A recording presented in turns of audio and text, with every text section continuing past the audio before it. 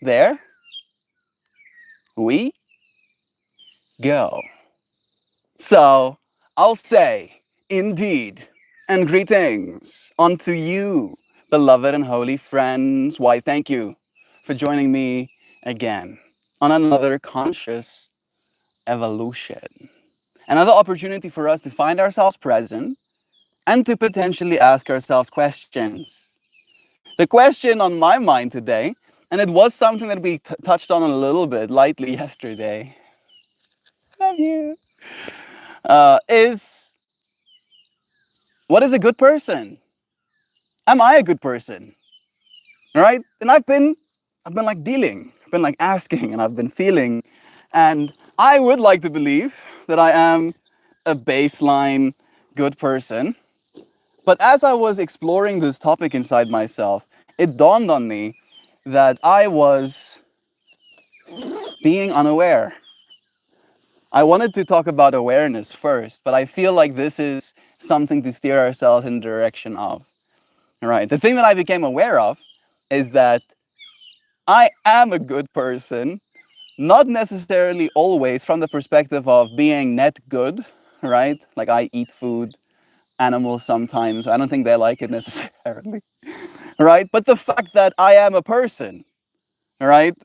That I am actually a person, that I'm good at being a person. I'm good at being emotional and egoic sometimes, and I'm good at having desires and needs, and I'm good at needing sleep and eating food.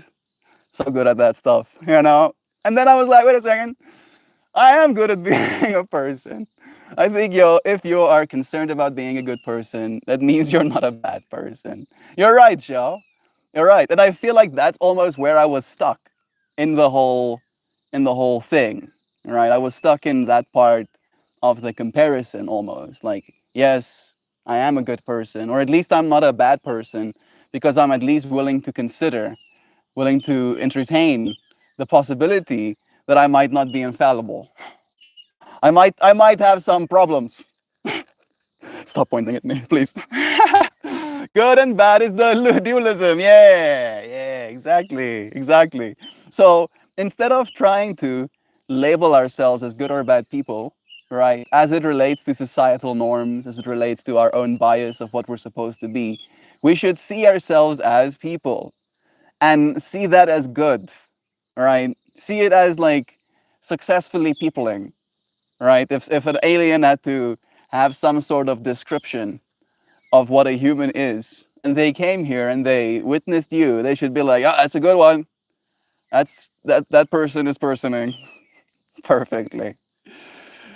We're here to experience, right? Because again, there is this ultimate understanding that we are soul, and Sam beautifully introduced it already to us that there is no separation, right? Good and bad is dualism. It's two sides of the same thing staring at itself, all right? Creating infinity symbols. Creating infinity symbol, and an infinity symbol is united. It has a duality, but it has a continuation in that duality, all right?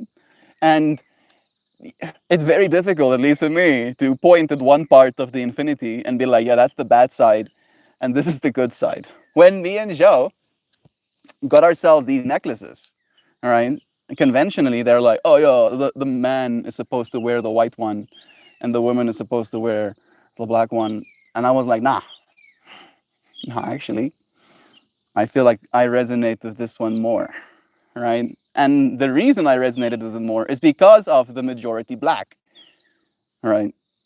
That this thing that I am is of darkness, is of void, right? And this consciousness that I am is that little core of light at the center of it all. And it is this, I don't know, bias, personal judgment, maybe conditioning and trauma, if you will, right? Where I have been in my personal life, in this environment that I find myself in, with the family that I had, and the upbringing, school and teachers and Bible class. For a very long time, I have been convinced that I'm a bad person, right? Because I don't believe in the conventional things that my society believes in. And as such, I have to be a bad person, right? A heathen, an atheist, I've been called, a non believer, uh, all of these things that we associate bad with, right? Especially so in the theological sense.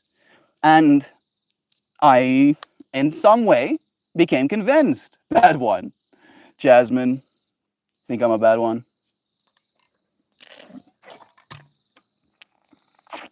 I think we can all be, right? But I'm a person. I'm a person, right? And you probably didn't get this part of it, but today we're talking about specifically not necessarily the actions that a person takes to make them good or bad, but the fact that them peopling, them being a person, eating food and going to bed and waking up and having a whole day ahead of you and figuring out what you want to do with this precious time that you have on earth, right? That is what a person is. And in that way, being a good person is almost just like showing up for what you are, right? Not so much showing up for what you're expected to be. And I feel like I spent so much time in my life struggling with this dichotomy between what reality wants me to be and what I know I am, right? And I'm saying reality kind of loosely, right? Paper mache reality, this reality, right? And like it's in moments like these that it dawns on me as well, like when I'm alone like this, that there is technically nothing wrong, right? I'm still aware of the fact that in one of these directions, right, I'm pointing, there's war happening. I don't know which direction, right? I'm still aware of that part, and I don't necessarily think that's good, but it's still a people thing to do, you know? Still pretty people.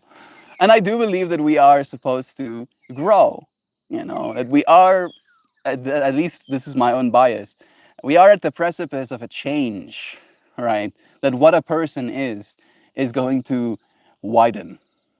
Because right now, what a person is to me is very simplistic, you know? I need to breathe air, I need to drink water, I eat food, I sleep. And then if I do those things, I get to continue being a person. Didn't mean it to you. No, it's okay. I'm not taking offense. I'm taking it as an opportunity to share more, Jasmine. Thank you for contributing to this space. There is so much. There is so much out there. Oh, goodness. Once we get stuck in trying to label it good or bad, trying to paint reality as something specifically, right? Become occupied with judgment. That's when the experience, I think, ceases to be a good one. Right? Because you're still good at being a person, right? But there are parts of being a person that are better than others. I find that spending moments in calm. I did a lot of exercising today again, right? I was listening to Dr. K and Steven, CEO of a diary podcast. And there was one thing that he talked about, that when he has one of his students or one of his clients in a state of distress, he forces them sometimes. I know forcing is maybe not the right word. He encourages them heavily to do sprints, to do like 60 seconds of sprints or to do push-ups to exhaustion. Because when you do that, your sympathetic nervous system switches on, right? Like it kind of forces your body to go into that calm state after you've been in an intense state. And I feel like there's definitely something to be said about that in our lives as well, as it relates to trying to be a good person, right? Because there is this dichotomy between almost like the things that you need internally, right? The comfort you find within yourself, and then the things that other people need, right? The expectations others have that they apply onto you and your life. And it is very difficult to contend as a growing person with the world's expectations of you and your expectations of yourself. I saw this thing, I think this morning, that goes, how do I forgive myself for not becoming the person I wanted to be? And that, ooh, that touched me. I was like, yo, the easy answer is you just do. You just forgive yourself. But I don't know if it is that easy necessarily, right? Like it's one of those things that you have to contend with every single day. I think one of the things that we need to remind ourselves of as well is that things are not done, right? I think that's also a part of the human experience. Maybe I can say what makes a part of the good human experience is when you don't stop trying. Like human resilience is something that I admire within myself, right? I've seen it in other people as well. This ability to continue pushing despite exhaustion. You know, like there's like a bunch of people online these days. I'm trying to think about his name. One of the big, there we go. One of the big spokespersons is David Goggins, right? David Goggins has this whole philosophy that you should maybe go and get a little bit messed up, right? He went to he went to like military training, and in that experience, right, the military training experience, the people that are pushing you, they have seen what human bodies are capable of, right? However, when you're a new cadet, you haven't seen what your body is capable of. And then it's the instructor, the corporal's job to push you beyond what you think your limits are. And then in doing so, you discover that there is a level of depth to your resilience that you could not fathom, right? That by the time you think you're completely out of gas, there's nothing left in the tank, you can't keep going, you're only 1/3 of the way.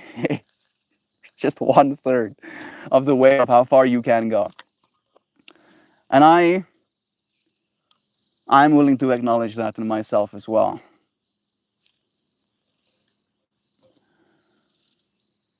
I'm just getting started. Sam saying, laying aside the issue of good and bad, a good person would be someone who recognizes they and everyone else is a work in progress and not pass judgment on themselves or anyone else. Sam knows. Sam is wise indeed. Yeah, a good person. What is a good person? I like that definition, Sam. Someone who understands everybody is a work in progress.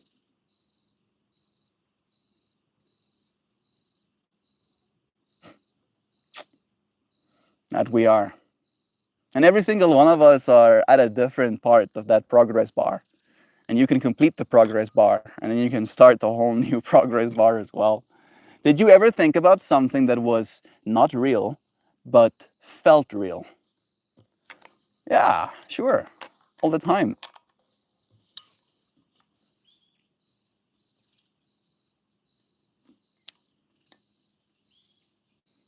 I have a certain sensitivity to reality. And that sensitivity has enabled me to know things about reality, right? Like I am very aware that I'm being watched. Right now by you, true. But when I stop the stream, I don't cease being watched, right? And I can set you at ease by being like, yeah, the birds see me. If I stand up, the birds that are on the grass right now, if I get close enough, they'll fly away because they can see me, right?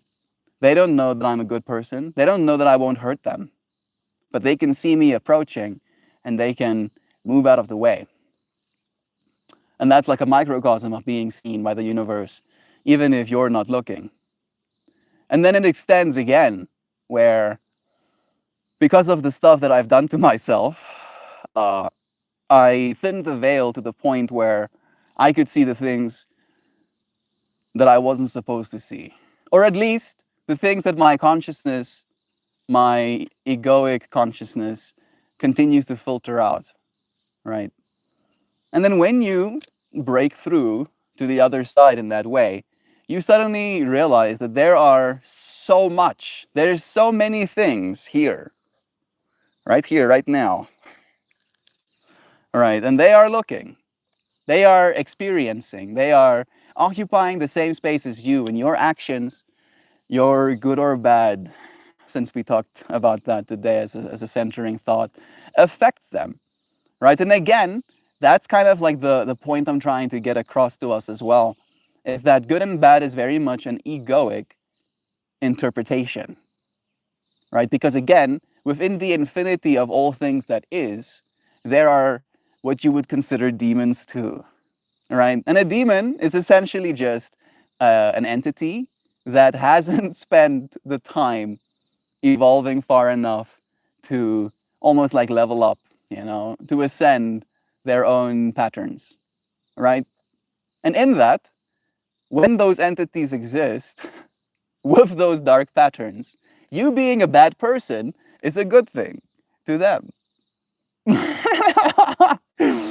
Right? So, in the ultimate, in the infinite, in the fullness of this reality, everything you do can be interpreted as good, and everything you do can be interpreted as bad.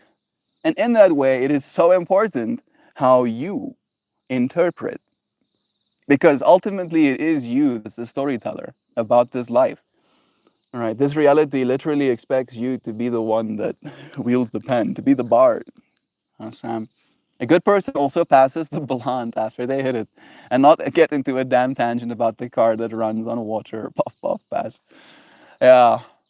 When I just started smoking weed with other people, Sam, that was something that happened, right? Where we would be wrestling some lions, and we would be sitting around a fire. I'm recalling a very specific moment right now. Uh, it was lions that came from China, right? Some lab lions. And it was like this rare find where someone kind of stumbled upon it. Someone knew someone knew someone. And then we had this experience together. And it was definitely like a high dose, I believe, high purity experience. And then we were sitting around the fire, and a joint was rolled, and the joint was lit, and it was passed to me. And after hitting it, I did get into this philosophical state, talking about the interconnectedness. Like I remember during that weekend, the theme of the spider goddess was very much in my mind, and how there's the spider goddess that spins these webs, and each of these webs is like a thread of time, and each of these threads of time are connected to each other and interconnected and is pulling on each other. And when a ripple happens on this timeline, it extends into those timelines. All right. And I got into this whole like talk holding the joint. And then suddenly I could feel in like the general space that people weren't absorbing what I was saying, and there was tension. And then it dawned on me that I was holding onto the joint. And I passed it. Yes. Yes, Sam. I'm not always the best person with that. Good thing I don't smoke joints anymore. I have a Dynavap. Boom. Good person plus. I'm such a good person. I'll pass the joint without even smoking it. I'm gonna pull up chat. It's nice to have you friends here. We've introduced our stream topic. The general gist of what we're gonna talk about is here: mojo, a good person, a temporary state of being that lasts till hunger or traffic. That's awesome. No smoking, yes, yes. Smoking is bad for you. When you apply a flame to carbon-rich material, yes, that carbon-rich material can contain other compounds, and those compounds can evaporate. But also, unfortunately, when carbon gets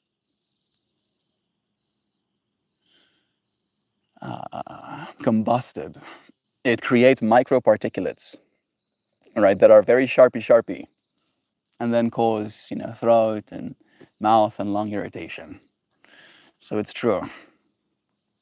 It is true. It is. That it is. I am abstaining completely as well. All right, just for like full disclosure, Jasmine. I vaporize my volatile compounds these days instead of smoking them, which still creates a vapor, right? But it doesn't create any carbon-rich particulate, all right, which reduces the risk of cancers, of course. But in that, there is this whole fractal of good and bad, right? Like, I don't believe the experience inherently is a bad one, right? But at the same time, I have seen in my own experience how good I can be in some parts of myself. For instance, let me give you something to anchor to instead of speaking so broadly. Diet. Me and food have a very interesting relationship with each other, right? You friends have seen me, like when I started this stream, I was about 20 pounds heavier than I am right now, right? And I do feel like I'm at a space right now where I'm very satisfied, content with my form. However, food brings into our minds a state of contention, right? The more I eat, the more capable I am of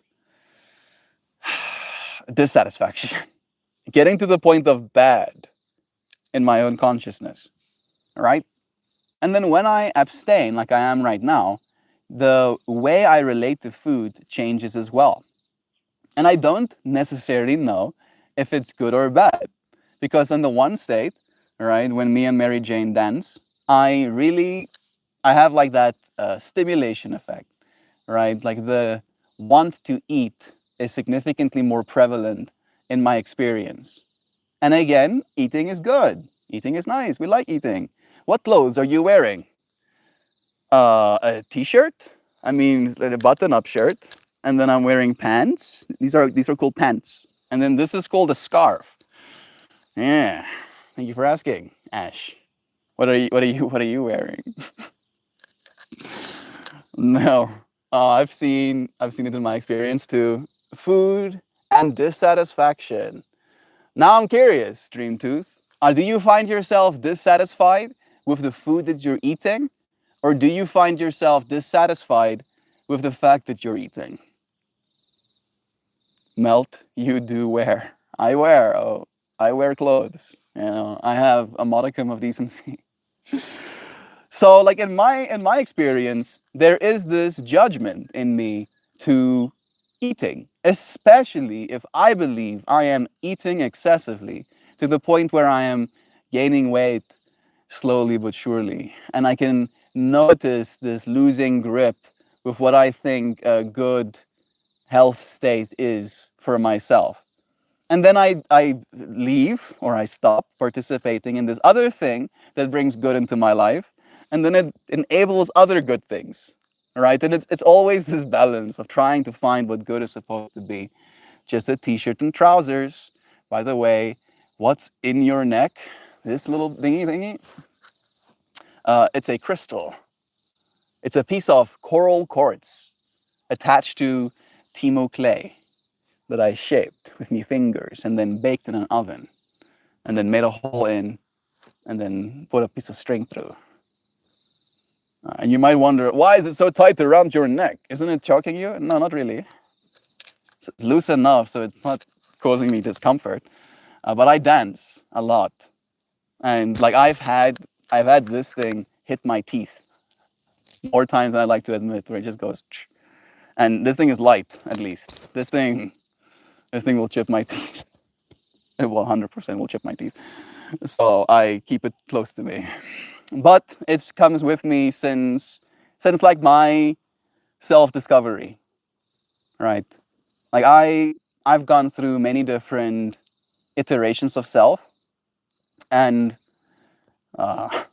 it started with a very, very dark version of myself, right? Very bad. Let's call myself bad. Not Timu, not that Timu. Timo. Like maybe it's Timo. Timo clay. It's a clay, not a play. I mean, I did play, but yeah. And I essentially had to go out into the world. And then I discovered friends. And then these friends had access to good in my personal experiences. And they introduced me to these good experiences. And then the first weekend that they actually took me out to a festival, they introduced me to lions. And then in that experience, right, like there's a couple of different reactions when someone does it for the first time.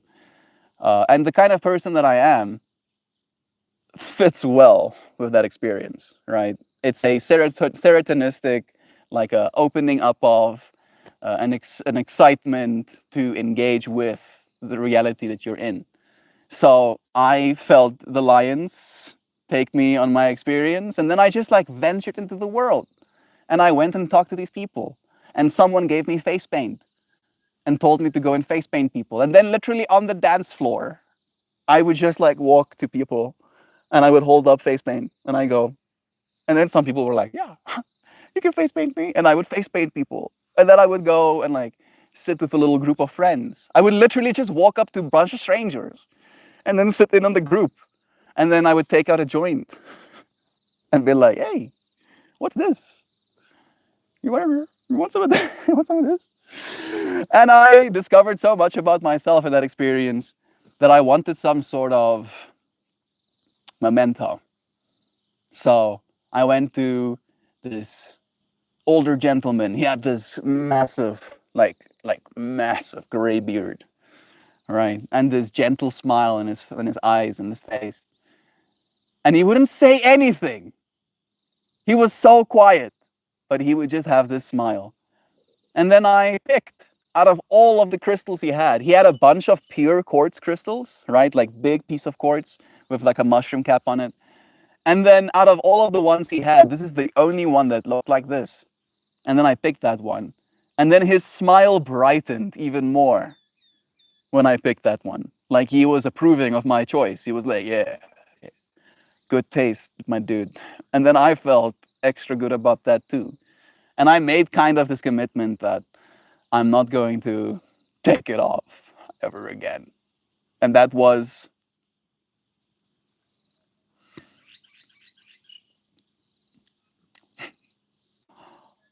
going on 9 years ago.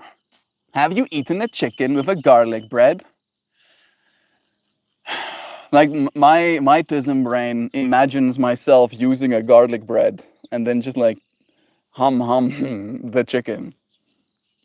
Putting some chicken on garlic bread. I actually can't say that I have. Not that I can immediately recall. I wouldn't be surprised though. Sounds like they would pair well. Mm, love your pants. Where did you buy it? At a festival, actually, Jasmine. At one of these music festivals that I was just talking about. This was a gift from Jovan, in fact. It is a little bit less red than it was, but c'est la vie, such is life.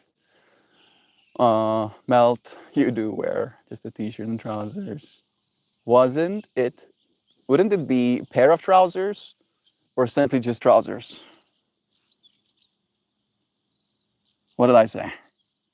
You can say pair of trousers, but if I say trousers, you're not going to be like, "What is he talking about? My brain cannot make connections." I'm not sure I want to be trying to add to these types of judgments. Were we casting judgments? Not that I was aware of. Looks good, thank you. Yeah, it would pair. Yeah, it would be a pair of trousers. Thanks for correcting. It's okay, Ash. Love is true. Oh, we don't really have that here. Where do you live, Jasmine? Jasmine Nuksani. That sounds like a South African surname to me. At the very least, African surname. Ek is eintlik 'n Afrikaanse seentjie, Jasmine. Ek lewe hier so saam met jou. Ja, ek is ook hierso. Hierso is ek. And there are festivals here. Ask me how I know. I do sometimes. I have a little business on the side that I do visuals for these festivals too. There are festivals. If you don't know, Jasmine, there's a festival called Earth Dance. It's going to be at the end of next month. Technically, I think 19th to 22nd of September. There's a festival in Johannesburg area. I don't know if you're in Johannesburg area, but it's going to be in Johannesburg area. It's not the most expensive tickets, right? Like sometimes festival tickets are like pushing 800 to 1,000 rand. These festival tickets are going to be, I think, 300 to 400 rand, depending on how early you get them, right? So not impossible to do. Yo, I have no money. Yeah, I'm also going because I'm working. I get my ticket for free because I am applying my labor. I will labor and then I'll get ticket. So yeah, now, not that I was aware of. Now that you are aware, you can be. It is interesting that you say that word specifically. Today's stream topic was almost going to be awareness, right? But I feel awareness is so open ended that it might end up being a bland as a conversational topic. However, asking something like, what is a good person? Are you a good person? Do you convince yourself of your good personhood? Or do you need to be convinced of your good personhood by others? I am definitely one of those people. I am convinced I'm a bad person, right? But other people keep setting me at ease that I'm in fact not, right? And I feel like, again, growing up in a Christian household, what a good person is has been very well defined to me in my life, right? And I simply am unable to be that kind of person, right? It's incompatible. Like the the worship part of it is incompatible with the way that I apply myself, right? And I can't be a good person when it comes to that. It's like I have this. I stick up my ass. Ah, so brutal. I tend to be very. No, you don't seem like one. You seem like a bad person. Thank you. Again, I appreciate you saying that. All right. And people don't consider me a bad person. I've never hurt someone. I've never intentionally did something that was going to negatively affect the other person.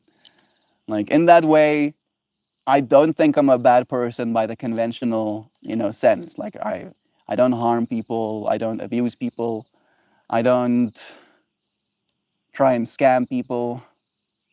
I don't try and like I'm trying to imagine what is the bad things. But what do we think when we think this person's bad? All right? I don't stab people. In that way, I'm great. I'm fantastic.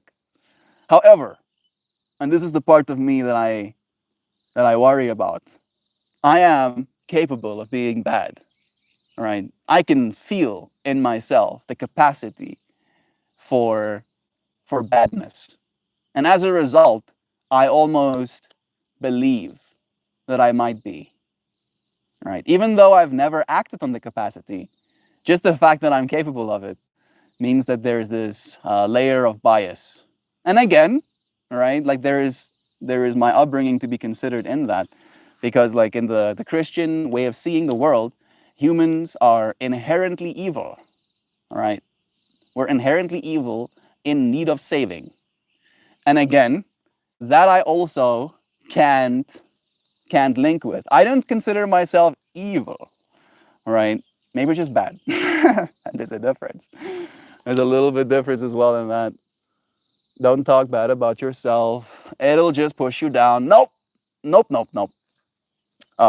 If I talk bad about myself, it's more like this willingness to like stare myself in the mirror, right? It's not me talking bad about myself, it's me noticing my pimples kind of thing. I am and can't one of those what you decree will be things. Wanting to be better is okay. Believing you are bad, that's not good. You're right, Xiao. You're right. It's not a belief thing, right? It's not a belief thing. It's more a matter of what I'm capable of, right? For instance, and I'm like, this can be a little bit yikes, so bear with me. This is a hypothetical. if people try to harm my family, right, ending the existence of the thing trying to harm my family would be easy to me, right? Like I could feel this like visceral, almost like rage in like the injustice of trying to hurt the people that I love. And that rage translates to being willing to do things that are unspeakable, right? And then I see that capacity in me, and like I'm scared. I'm scared by that. I'm scared by that capacity. And I've never had to do something like that. And I pray that I never would have to, right? Ideally. But I am willing, right? I'm willing to die for what is right, kind of thing. I'm willing to fight. I am willing to fight for what is right. Human kindness. If the world was inherently evil, we wouldn't be here. Humans are more powerful than we realize. I think maybe that's the thing as well, Joe. You beautifully said it, and you're giving me my mind like another thing to hook onto. I believe this too. I believed that religion, and I've said all of the things that I've said as a means for us to understand what I'm going through, not necessarily as an ultimate assigning of what I'm holding in my mind at all times, right? But the upbringing I've had has shaped my beliefs in some way. And when I escaped that upbringing and those beliefs that went associated with it, that was one of the first things that I find or found some fault with as well, Jean, is the fact that I believe most systems of control are there to convince you that you're small, is to convince you that you're in fact not powerful, that you're in fact not capable of changing things. And again, just the thought of that enrages me to the point where I'm willing to throw my flesh up against the meat grinder of reality. I'll be like, and I don't know if that's good. I don't know if that's good. It concerns me sometimes. Melt, talking, anything is not nothing. I want you to stop saying things. It's just not couth. Like again, bro, the things I'm saying is supposed to elicit a response in you. It's like I'm holding up a mirror, right? But on this mirror, as I'm speaking, I'm like drawing a mustache on your face. Not on your face, on the mirror, right? And then you get to see yourself with mustache, right? This mustache is what it is to be a bad person right now, right? And you can look in that mirror and you can see the mustache on you. But then actually, in reality, the mustache isn't on you. That's what I'm doing with my words right now. You see, it's not me trying to be derogatory or I think derogatory is the right word. Reductionist, of my own capacity, my own goodness. It's more a willingness to witness both sides of the extremes. We seem to leave out whether we are kind to ourselves in the calculation of whether we are a good person. By that measure, I could be better. That is true what you say, Mojo. How kind are you to yourself? I would like to believe I am generally kind to myself, right? I'm kind to myself as it relates to, okay, let me say it like this. I stop being kind to myself when the things I'm doing to myself are not kind, right? If I eat half a kg of candy in a single sitting, right? And I feel horrible about that, like not like feeling like, oh, I shouldn't have done that, just like actually feeling like, oh, right? I cease to be kind. Then suddenly it's like, you're down, are you? Starts kicking. Starts kicking self. Yeah, fucking stop doing shit like that, stupid asshole. However, when I take good care of myself, when I do the things to myself that are kind, then it's almost like my mind, it's like, yeah, look at that. Look at that. That wasn't too bad, was it? Nice. I'm proud of you, Mojo, for getting better at that too. Melt, I want to keep seeing you as a man of refinement. Hoopty hoops. There's only so much that I can do to ensure that you continue seeing me as a man of refinement, right? But I don't always want to be puffing my chest out. And speaking in terms of grandeur, I sometimes am rough around the edges too. Sometimes I'm a little bit unrefined in my ideas. And that's why I show up in this way, right? So I can process, so that I can evolve, so that I can grow in my capacity to express myself and the things that are churning inside my being. And the better I get at that, the more refined I shall become. Dear hoopty hoops, I will only grow more refined, right? And even though on the individual instance level, something might seem unrefined, the grand outcome is refinement at the end of it, right? So keep looking.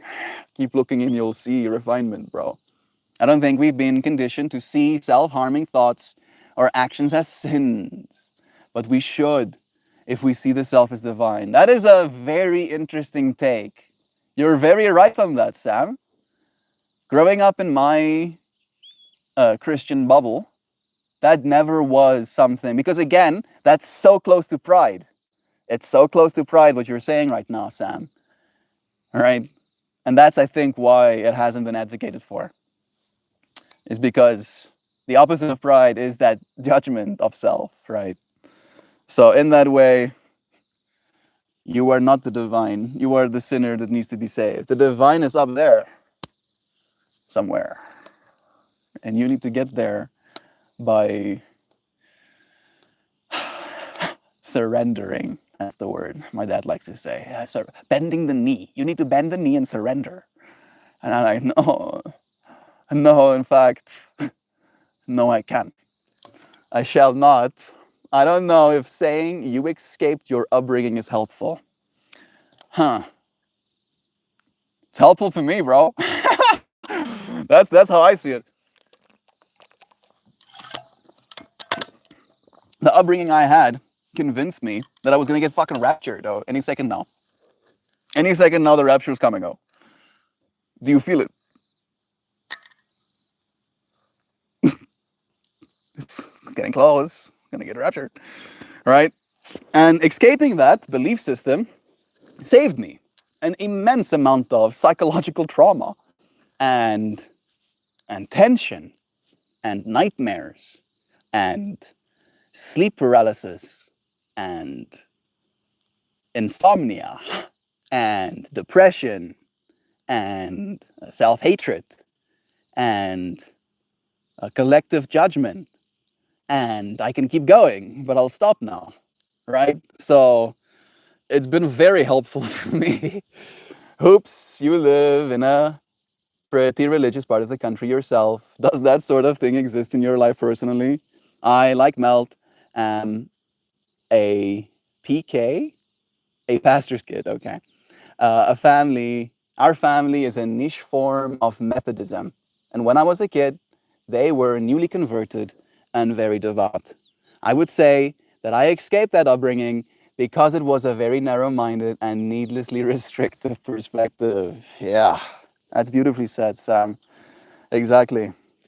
Right, and it is something that you have to, in your own way, escape. Because again, the alternative is staying there and applying the same restrictive, needlessly restrictive and narrow-minded perspectives. To be like, yeah, now you, little Seth, are also going to be having your ass handed to you. And you're going to get convinced that, you know, if you don't do this and this, you're going to burn in hell for eternity. And if you're not saved already, when the rapture comes, you're going to get left behind. You know, mom and dad is going to peace out, and you're going to be stuck here on earth to suffer for 7 years. You know, the most intense suffering imaginable for 7 years. It's like, oh, thanks, mom and dad. I appreciate you putting all of those ideas in my malleable child brain. Thanks. That's great. But you have to, bro. Like I'm still actively escaping, you know, those fractals. I wouldn't be here without that help of everyone. Agreed. Bend the knee and surrender. He must be talking about melting into the peaceful warrior pose. That's cool, Joe. Yeah. It's so funny. Like, I'll show you, friends. Joe is so clever. I love how she uses words. Like her brain works in an interesting way. So she's talking about this pose, right? In my yoga practice, this is warrior, and then I go and I surrender, right? So I am warrior, but I can surrender too. Now I need to do the other side. Create some balance. Oh, yeah, yeah, yeah, yeah, yeah, yeah. Surrender is a warrior. And look, knee bent, as she said. Yeah, yeah, yeah. Yeah, yeah. So upbringing or rapture, these are just words. No. I think rapture is just a word. Upbringing is literally decades, decades of experiences, not just words. I gotta go. Bye. Cheers, Jasmine. Was nice having you here. The mind can't subtract. My step of today is growth. I'm glad reality is staying consistent for me, Sam. That's my best answer. Reality staying consistent for you. It's an interesting take. I don't know if I've ever wanted reality to stay consistent for me. Hoopty hoops. That's the first thing that my mind is kind of like latching onto. Is have I ever wanted reality to just remain consistent? I think all of us appreciate some level of stability. I'm willing to admit that much. But consistency is something that you do to life, not something that life does to you, right? Thinking about like this stream. I've been consistent with this stream. My life has been many different things in these last like going on 5 years, right? I started here, right? Literally just a few meters that way was the first live stream, like right there, basically. The very first live stream happened right here. And then the first year there was just this as consistency. And then Ryan found us. And then there was yoga as consistency. And during that year, there was art as consistency. And then we moved out, right? Last year.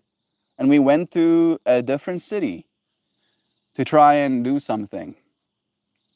And despite my entire world being upended, I could remain consistent with the things that I believe I ought to be consistent with.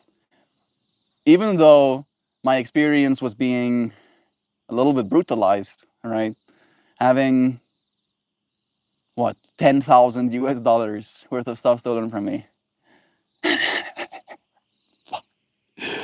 Oh, it hurts just thinking about it, right? But it didn't break my consistency, right?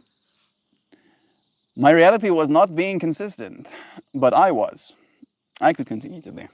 Anything taboo in this space, anything at all. Prombots and food talk are the two forbidden subjects, exactly. There you have it, hoopty hoops. Don't bring any prawn in here. And unless you're trying to share something from a perspective of like overall well-being, we try to not talk about food. Right? And that is a soft rule, right? We sometimes blur the lines a little bit. And I'll reiterate why it is I don't tolerate food talk in this space. And it is because of, and it's weird that we get full circle like this. We talked a little bit about it earlier in the stream. I've had, for the longest time, a very bad relationship with food. I think I have a better relationship with food these days than ever before. But when we started the streams, my relationship with food would be tumultuous. I was very overweight at that point of my experience. And being overweight in my experience and being someone that partakes was toxically reinforcing, right? I was already overweight. I already enjoyed smoking. I already was eating a lot. And then because of all of that stuff, I had all of these insecurities attached to my person, all of these personal judgments that I was like churning through on my subconscious level. And then when food comes into the limelight, right, it is a distraction to what it is I'm actually trying to talk about. And it again brings up in my mind this thing, this thing that I have a problem with.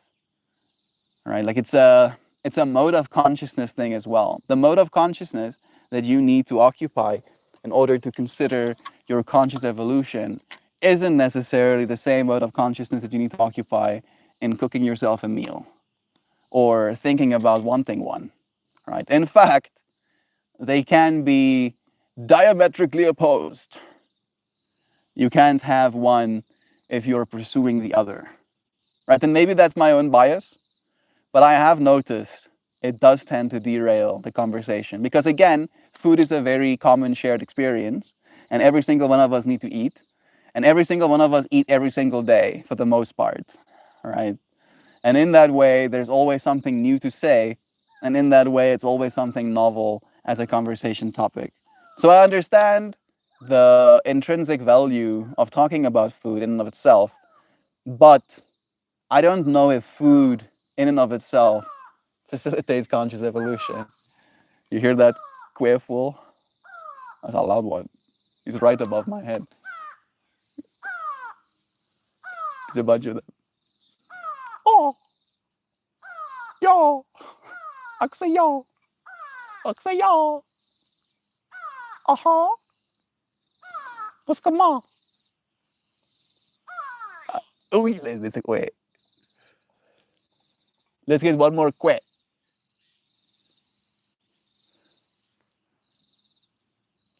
Come on. Oh. It was just giving us like quah, not the full quit. I think he knows that I know about him now. That's why he's getting quiet. He's like, is that human mocking me? Maybe. Maybe I'm mocking you. All right. I'm going to open chat again and see if I've missed anything. Yay, we're pushing 1 hour. Look at us. That was quick. How about that? How about that? Yeah. A good person. A good person.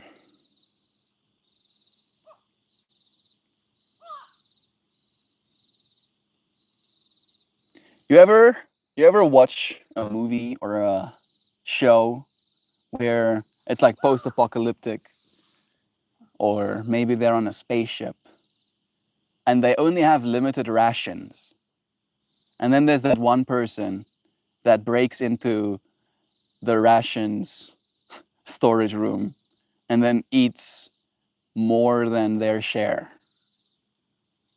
All right, I relate to that. And like, again, the whole fractal of being a good or bad person, usually when that stuff happens, we're like, that's a bad person, fuck that person for doing that. However, I understand, right? If I get ravenously hungry, I I want to share this, even though it is a little bit of a yikes.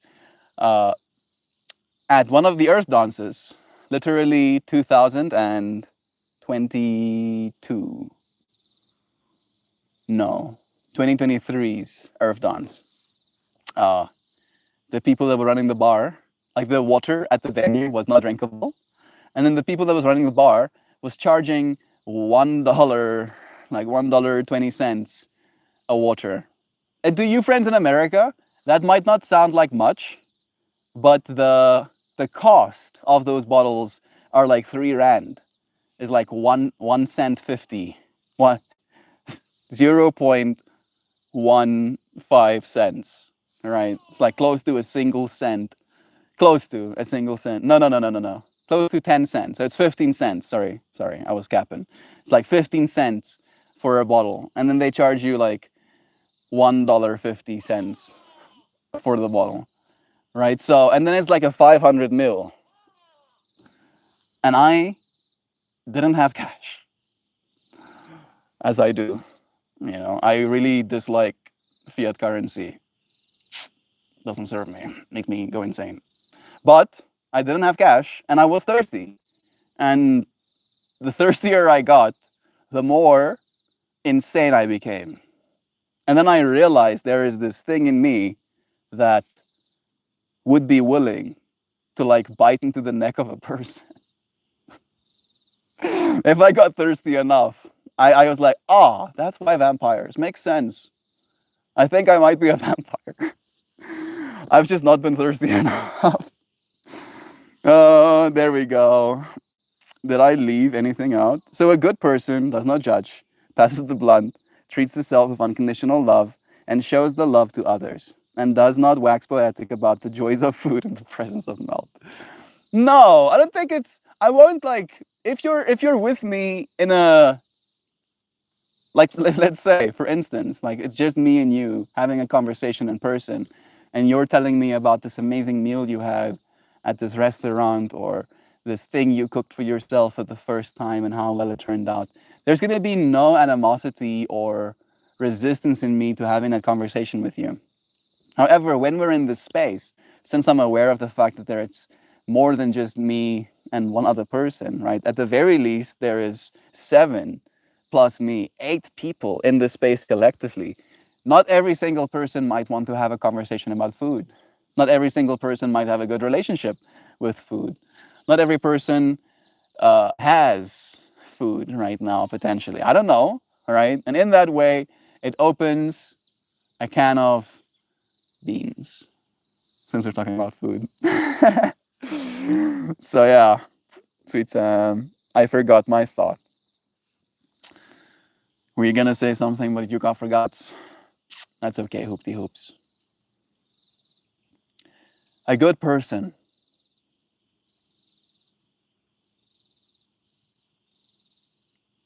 A good person is someone who tries. All of those things that you said is trying, right? Trying not to judge, trying to remember to pass the blunt, trying to treat the self with unconditional love, trying to show that love to others.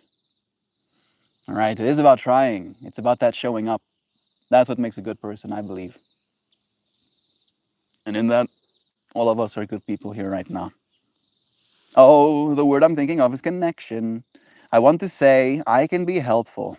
I found to just remember how connection works, or better, how we put barriers to it by our behaviors. You're right, dude.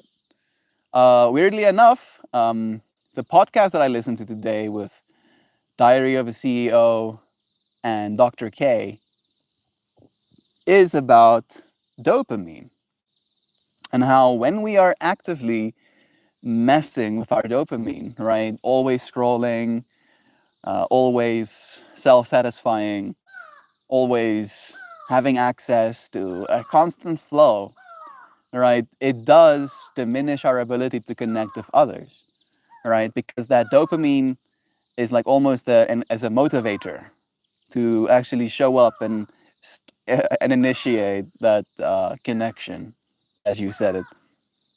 So you're not wrong. You're not wrong, hoopty hoops. Our behaviors do influence how capable we are of making connections. My behavior, for example, has been of going on a little bit of a dopamine fast. I've cut out a bunch of things that bring dopamine into my brain. Cannabis being one of them, caffeine being another one of them. Right, and just those two bring a fair bit of joy and like stoked feelings. Like, yeah, into my experience. And now that I'm not partaking in those experiences, it's not like I have any less joy factor or ability to go, yeah. It's more now I go and seek it a little bit instead of finding it, if you know what I mean. All right? For instance, if you don't know what I mean, in finding it, I can find where I put my bud, right? And I can find where I put my Dynavap, and I can make them kiss, and then I can have an experience, right? Boom, I find some dopamine. I can find where I put my coffee beans. I can find where I put my grinder. and I can find where I put my AeroPress and boom, make them kiss. Take some sip of coffee. Ooh, dopamine. All right. Now that I don't do those things, I find my dopamine in other places. And it's instantly apparent to me that I'm so much more willing to exercise more when I am in this lower dopamine state, right? Like I did more exercise today, literally, than I've done in the 2 weeks prior to it, right? If you exclude my daily yoga classes. So, yeah, it is interesting how dopamine is a very real influencer. All of the chemicals, all of the neurochemicals are actively, bashing it out up there, but dopamine plays a big role. The internet was my escape from upbringing and TV. Mine too. My parents believed that television was satanic programming, so we weren't allowed to watch television. But the internet, because my dad works as an engineer, was okay, right? Because it was something you get for work and emails and you know. So I was also an internet kid. I had access to the internet as a 6-year-old, right? And I knew how to use it. I knew how to use a computer by the time I was 5, right? And I mean use a computer as in turn it on, log into the user interface, access the user interface folder systems, find inside said folder systems the emulators of arcade machines that my dad had on his computer, uh, iteratively go through each of those games, make another folder to put the games that I like the most into, right? And then, of course, knowing how to fully use the user interface inside of said games, right? Like, how the hell did I know how to do that as a 5-year-old? Like, actually, nobody taught me. Nobody taught me how to do that. And yet I knew. I knew how to do that stuff like it was second nature to me. I couldn't leave computers alone. All right. So I've been highly dopamine stimulated my entire life. And then my parents like were begging me to like get out of the house, right? And then I appreciate that too. But again, right, there's like I either get completely entrenched inside my technology or I get completely entrenched inside my reality, right? And that looks like as a 5-year-old, just like going for walks. I got lost a lot. I drove my parents insane a little bit because I would just leave. And then by the time they realized that I was no longer there, I was gone. I drowned as a child because of that. Literally, before I could even formulate words, I would just go out and do stuff. And then I went out and I fell in the pool. And then the gardener, literally, as he was like tending to the garden, he sees what looks like a child at the bottom of a fucking pool. And then he scoops me out of a freaking pool net. This thing you scoop the leaves out of. He scoops me out of the bottom of the pool with a pool net. And then brings my unconscious body to my family. And then they rushed me to the hospital. And then they had me on ventilators. All right. They resuscitated me. And then as I was getting breathed by machines, the doctor was like, yeah, but he was dead for a long time. If he's gonna make it, he's probably gonna be severely brain damaged. And I might be. There's a little spider on my phone. Look, cutie. Maybe I am. But I do believe that that changed me. Significantly so. Probably messed me up a little bit. I think what happened there is like, and it's been now relatively proven that babies can hold their breath for up to 20 minutes. Did you know that? That when a baby drowns, they can stay drowned for 20 minutes. They can just be there under the water, right? And still survive that. And it is associated with an extreme uptick in DMT that is locally produced in the brain to have that neuroprotective effect so that my brain doesn't deteriorate. So that's what I imagine happened, is I was basically still an infant, and then I died, and then I had my eyes really opened. Oh, goodness, beyond a shadow of a doubt, And then I became what I am, right? And my parents, again, like none of my siblings had the same willingness to explore consciousness that I did, right? And that shows me that whatever happened to me in that fundamentally changed the way that I apply myself to reality. I don't recommend dying. Oh, what makes a good person is subjective, really. A good answer is often, it depends. You're right, John. And I'd like to say again, it depends if you're trying. If you're not trying at all, it's going to be very hard to depend on you as a good person. All right? That's the way I feel about it, at least. Mm, mm, mm, mm, mm. TV, I watch, then I get to try out what I watched in my life. You get to try out what you watched in your life. One of the first movies that I remember watching, I need to see if I can find the name of it. I remember a very old movie about a robot that like gained consciousness and then escaped the lab, and it would like read the entire manual of a car really quickly and then could drive that car, and then people were trying to like get it, and then they ended up like hurting the robot as well. What was that movie called? I wonder if they'll tell me. Yeah, I'll ask. Oh, and when was it released? Okay, thank goodness it didn't delete my previous bit. That sounds like Short Circuit. Yep, I think that is exactly what it was called. It's a movie from 1986, right? That's the first movie that I can remember watching as a child. It's about number 5, a military robot that gets struck by lightning and then becomes self-aware and escapes the lab. One of its quirks is reading a book absurdly fast, including manuals, and instantly learning. The government wants it back, but it fears the robot. It fears being disassembled. Yeah, that movie changed me, yo. Holy shit. Like I watched that movie and I was like, and again, I was like 4 or 5 at that point in my life. Right? I could like barely understand what was going on, but I could understand what was going on there. I could understand the will to live, the fear in being destroyed. All right. The empathy I felt for a machine. All right. Realizing that I am that thing.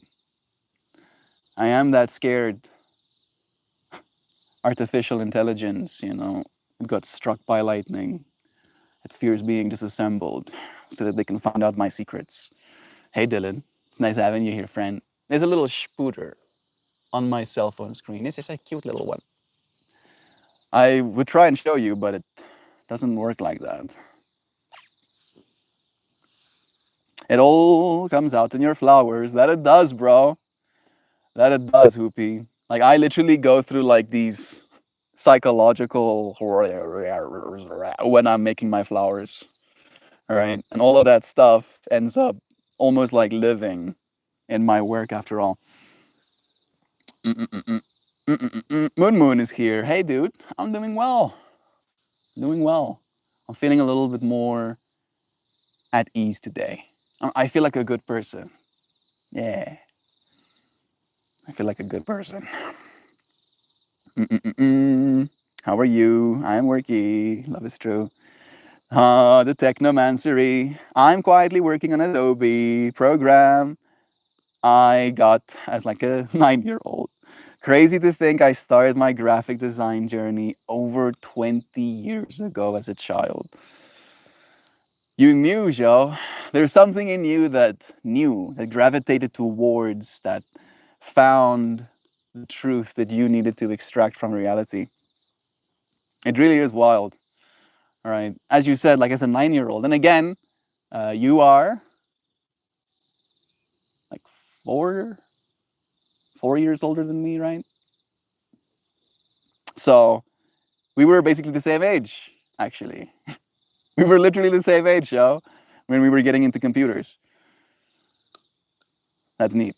I see Haito here. Hello, dude. It's been a while since seeing you. I quit my job and decided to get a pilot license. I feel less stressed now, and I had fun listening to a cool dude. Have a good day. Fake name. My name is Umur.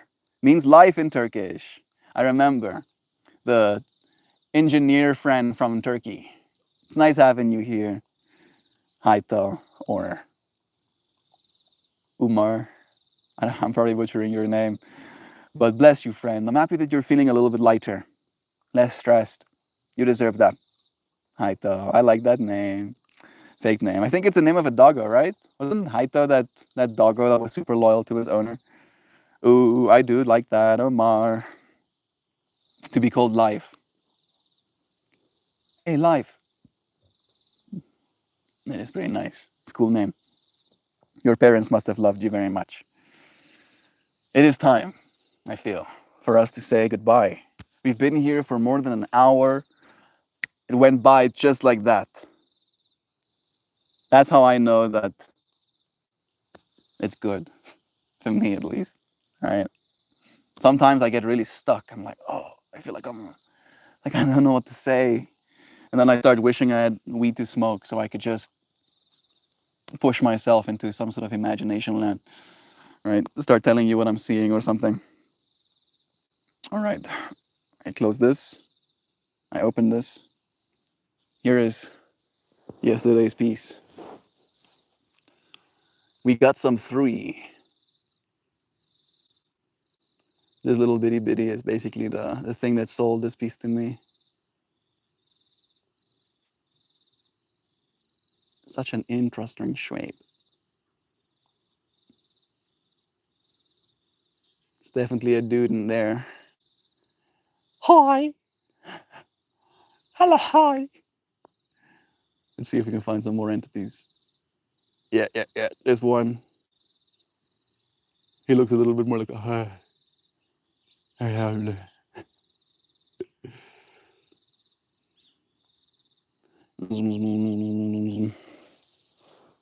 I'm gonna assume that there's heart eyes. My chat isn't loading. There are heart eyes literally as I reload. I love you, Xiao. What are you talking about today? Today we had a conversation about what it means to be a good person. All right. And instead of talking specifically, and we did end up, despite my best efforts, I talk about the specifics of being a good person. But I wanted to almost liken it to reminding ourselves that every single one of us are a good person because we're personing. All right. If you're eating food and drinking water and sleeping and waking up again and doing it all over again, that's a person, yo. And if you're doing that, good. Good. Damn it. Good for you. Good. Keep doing it. Keep personing. Don't give up. I've shown you a flower, and now I'll read you a poem. I did like the way this one turned out. I did. All right. I'm biased, but hear for yourself. It's called The Weather of Us. Feelings arrive like weather, not summoned, not chosen, just rolling in from some horizon we cannot see. Some days it is lightning, split nerves and trembling sky. Other days it is heavy fog that makes every step a question. And then sometimes a gentleness so soft you wonder if you deserve it. But here's the secret. You are not the weather. You are the sky that holds it. Wide enough for storms, patient enough for rain, endless enough for the clear. It is not wrong to feel the thunder, not shameful to ache beneath the gray. To feel is to live, to let the pulse of the world find its echo in your chest. So let the clouds gather, let the rain fall, let the wind shout or whisper. None of it makes you less. None of it makes you bad. It makes you human, a being of tides and fires, of calm and unraveling. And if you can, sit with it. Let each feeling tell its truth and then pass through like a guest who never meant to stay. You are not broken for being a house of many weathers. You are beautiful for being the sky that welcomes them. Thank you, friend, for welcoming me, for creating this space so that I can say, I love you. I was just saying, ouch. Sometimes things hurt. I was just reflecting. Then I first came here. The exit strategy was I draw a card, show you a pretty picture, and read someone else's words. And now they're your pretty pictures and your wisdom. It's true. I've noticed that part too. You had some grass in your face, so I was just helping you take it out. I was thinking about that too, right? The fact that we were pulling those cards and my flowers have now almost de facto become the cards. There's a little bit of a lack of randomness, right? Like I did enjoy the fact that the cards were always a mystery, like what we were gonna get.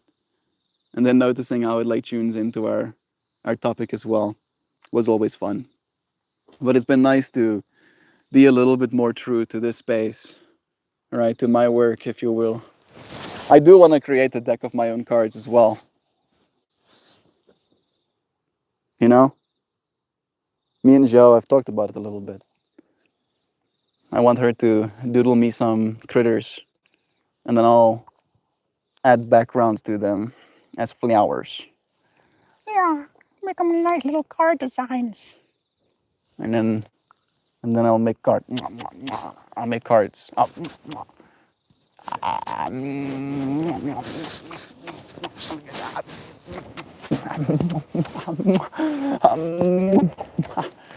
You're a creature. It was nice having you friends here. It is now time. Hey, relax. You better freaking relax. Don't you try and bite me, creature. Oh, creature, you. This space has always acknowledged and embraced the idea that wisdom comes from multiple sources. We are not an infinite sampling of wisdom simply because we are part of the divine.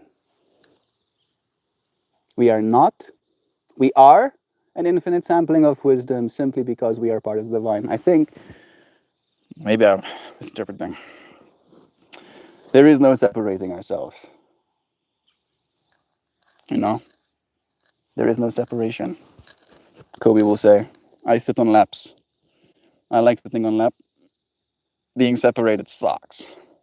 Wow, it's a good poem to think about it.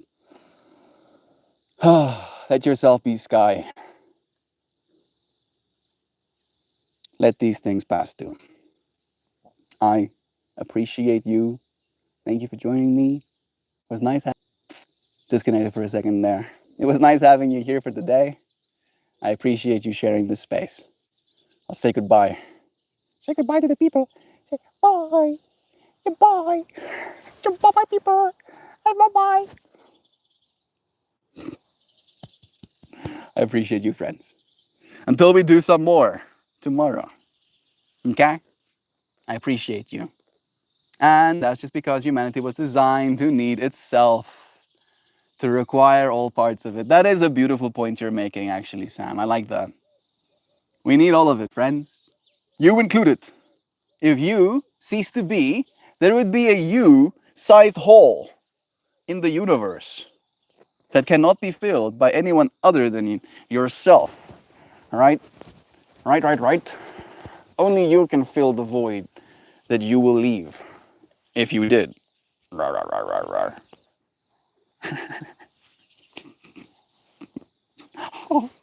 Your body is too long. Oh, you're too deep. You're buried deep. Oh, there we go.